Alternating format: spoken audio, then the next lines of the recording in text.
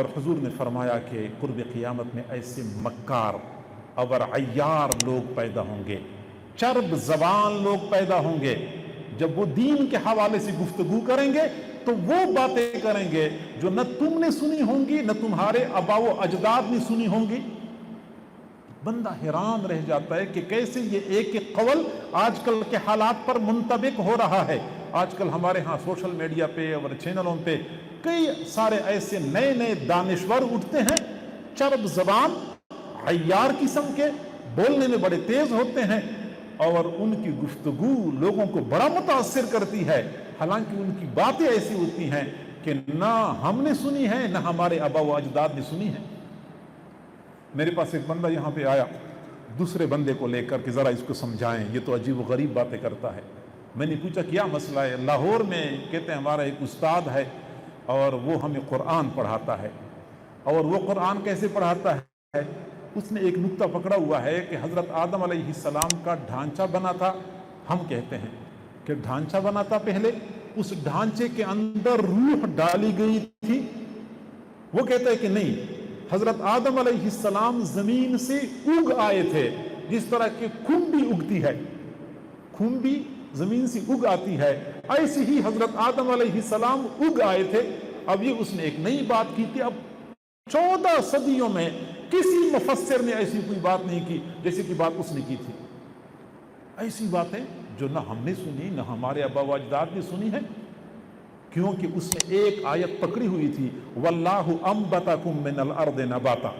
اب اہل علم حضرات سمجھتے ہیں کہ اس کا ظاہری معنی تو یہی بنتا ہے، اور اس نے یہ دعویٰ کیا تھا کہ سے کسی نے قرآن کو سمجھا ہی نہیں ہے، صرف میں نے سمجھا ہے، اور اس نے صرف یہ ایک آیت سمجھی تھی اور وہ بھی غلط سمجھی تھی کہ واللہ انبتکم من الارض نباتا۔ ہمیں بات آ گئی درمیان میں کہ یہ کس طرح لوگ باتیں کرتے ہیں۔ یہاں جھنگ میں ایک ڈاکٹر صاحب ہیں، روزانہ اچھا وہ ڈاکٹر صاحب میرے پاس روزانہ کسی ایک آیت کا ترجمہ بیچتے تھے۔ اس وقت یہ زیادہ واٹس ایپ والا سلسلہ تو نہیں تھا، سادہ فون ہوتے تھے، کسی آیت کا ترجمہ کر کے میرے پاس بیچتے تھے، اور ساتھ یہ بھی لکھتے تھے کہ میں آپ کے پاس اس لیے بیچتا ہوں تاکہ کوئی غلطی ہو تو ذرا اس کی اصلاح کر دیا کریں۔ مجھے پتہ نہیں تھا کہ یہ کون ڈاکٹر صاحب ہیں۔ خیر اس نے روزانہ یہ سلسلہ چلائے رکھا۔ ایک دن اس نے میرے پاس میسج بھیجا، اس میں لکھا ہوا تھا کہ ایک غلط فہمی کا ازالہ، ایک غلط فہمی کا ازالہ، اور اس میں لکھا تھا کہ قرآن و حدیث میں جہاں پہ لفظ قلب استعمال ہو چکا ہے تو لوگ اس کا معنی دل کرتے ہیں، حالانکہ اس کا معنی دماغ ہے۔ ہم اردو میں نہیں بولتے ماہر امراض قلب کہ یہ دل کے امراض کا ماہر ڈاکٹر ہے، ہارٹ اسپیشلسٹ ہے، یہ تو ہم انگریزی میں بولتے ہیں ہارٹ اسپیشلسٹ، اردو میں کہتے ہیں ماہر امراض قلب، قلب کہتے ہیں دل کو۔ تو اس نے کہا کہ جہاں قلب کا لفظ بولا گیا ہے اس کا معنی دماغ ہے، اس کا معنی دل نہیں ہے۔ جب اس نے یہ میسج بھیجا تو میں نے اس کو فون کیا، میں نے کہا آپ کون ہے جو آپ میرے پاس یہ میسج بھیجتے ہیں؟ اس نے کہا میں تو فلاں ڈاکٹر صاحب ہوں۔ میں نے کہا اچھا ڈاکٹر صاحب آپ ہیں، تو یہ آپ نے کیا نئی تحقیق کی ہے؟ تو اس نے کہا یہ میری تحقیق تو نہیں ہے، یہ تو ایک بہت بڑے دانشور ہیں، مفکر ہیں، یہ ان کی تحقیق ہے۔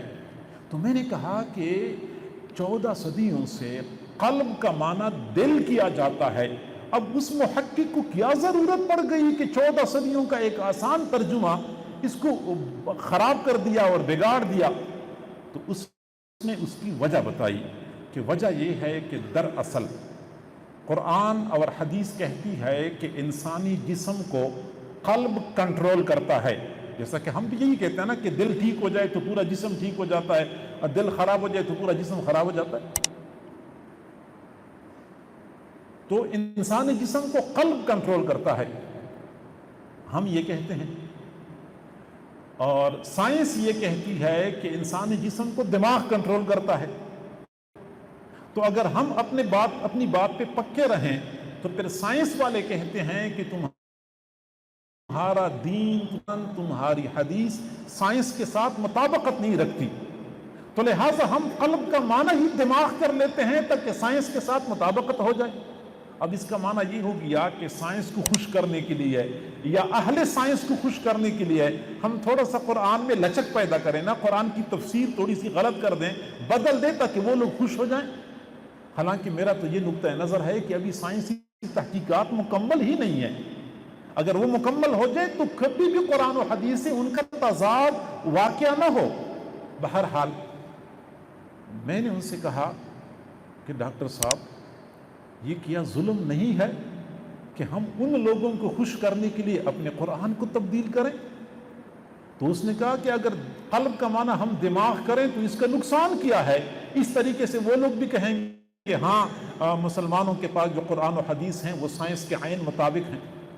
میں نے کہا کہ اگر ہم قلب کا معنی دماغ کر لیں تو پھر ایک آیت ہے اس کا معنی کبھی نہیں بنے گا صحیح، ایک اور آیت ہے اس کا معنی کبھی صحیح نہیں بنے گا۔ آپ ایسا کریں کہ اس کا معنی صحیح کر کے بتا دیں مجھے، اور وہ آیت یہ ہے کہ فَإِنَّهَا لَا تَعْمَى الْأَبْصَارُ وَلَكِنْ تَعْمَى الْقُلُوبُ الَّتِي فِي الصُّدُورِ۔ آنکھ، اب قلب کا معنی تو آپ کرتے ہیں دماغ، تو معنی یہ بنے گا کہ آنکھیں اندھی نہیں ہوتی، دماغ اندھے ہوتے ہیں جو سینوں میں ہوتے ہیں۔ اب آپ مجھے بتائیں کہ یہ معنی کوئی تسلیم کرے گا کہ دماغ سینے میں ہوتا ہے؟ اس نے کہا ہاں بات تو آپ کی ٹھیک ہے، میں ذرا ان کو ای میل کرتا ہوں، ان سے پوچھتا ہوں۔ میں نے کہا ذرا پوچھنے صحیح معنی اس آیت کا کر کے بتا دیں۔ پھر میں نے ایک ہفتہ بعد دوبارہ یاد دہانی کرائی، پھر ایک مہینے بعد پھر یاد دہانی کرائی، اس نے کہا کوئی جواب وہاں سے نہیں آیا۔ میرے کہنے کا مقصد یہ ہے کہ اب ایسی باتیں آپ کو سننے کو ملیں گی انہی دانشوران اور مفکرین سے کہ نہ ہم نے کبھی سنی ہے، نہ ہمارے آبا و اجداد نے کبھی سنی ہوں گی۔